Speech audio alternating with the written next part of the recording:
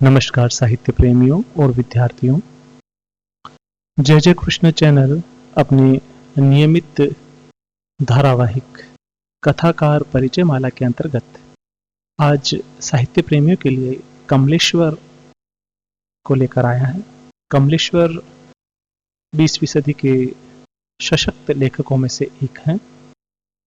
आइए हम जानते हैं कि कथाकार परिचय माला के अंतर्गत कमलेश्वर जी का जीवन परिचय।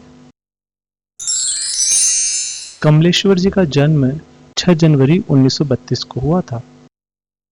मैनपुरी जिले में हुआ, उत्तर प्रदेश राज्य है।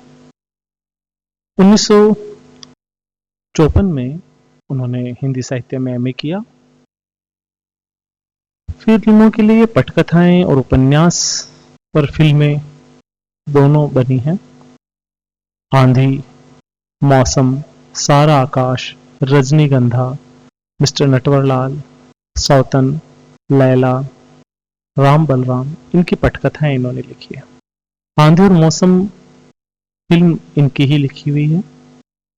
चंद्रकांता नामक प्रसिद्ध धारावाहिक, दर्पण और एक कहानी जैसे धारावाहिकों की पटकथा भी कमलेश्वर जी ने लिखी है। कई वृत्त चित्रों और कार्यक्रमों का निर्देशन भी कमलेश्वर जी ने किया है। कमलेश्वर बहुमुखी प्रतिभा के धनी थे। आइए और जानें कमलेश्वर जी। यह दूरदर्शन में अतिरिक्त महानिदेशक के पद पर रहे। साहित्यिक परिचय के अंतर्गत हम जानेंगे कि इन्होंने 75 साल का जीवन जिया और उसमें 12 उपन्यास, 17 कहानी संग्रह है और 100 फिल्मों की पटकथाएं लिखी। इनकी जो अंतिम रचना है, अधूरी रही, उसे पूरा किया तेजपाल सिंह धामा जी ने और इस रचना का नाम है अंतिम सफर। 27 जनवरी 2007 को उनका देहावसान हो गया और हमारे हिंदी साहित्य को एक अपूरणीय क्षति हुई। इन्हें बड़े पुरस्कार मिल चुके हैं। 1995 में इन्हें पद्म भूषण से नवाजा गया। 2003 में साहित्य अकादमी पुरस्कार कितने पाकिस्तान नामक उपन्यास पर इन्हें मिला। दोस्तों, साहित्य प्रेमियों और विद्यार्थियों, कहानी संग्रह के बारे में हम चर्चा करते हैं। यह नेट, सेट, एमए व अन्य प्रतियोगी परीक्षाओं के लिए भी बहुत महत्वपूर्ण है। इसमें कुछ कहानियां हैं और कुछ कहानी संग्रह है। राजा निर्बंसिया, मांस का दरिया, नीली झील, तलाश, बयान, नागमणि, अपना एकांत, आसक्ति, जिंदा मुर्दे, जॉर्ज पंचम की नाक, मुर्दों की दुनिया, कस्बे का आदमी और स्मारक, ये इनकी कहानी संग्रह और कुछ कहानियों के नाम हैं जो बहुत ही प्रसिद्ध हुई थी। इनके संपादन के बारे में चर्चा करते हैं। 7 पत्रिकाओं का संपादन किया, अलग अलग समय पर, अलग अलग जगह। विहान पत्रिका 1954 में, नई कहानियां पत्रिका 1958 से 66 तक के बीच में, सारिका पत्रिका जो कि हिंदी कहानियों की एक महत्वपूर्ण पत्रिका थी, 1967 से लेकर 1978 तक उसका संपादन किया।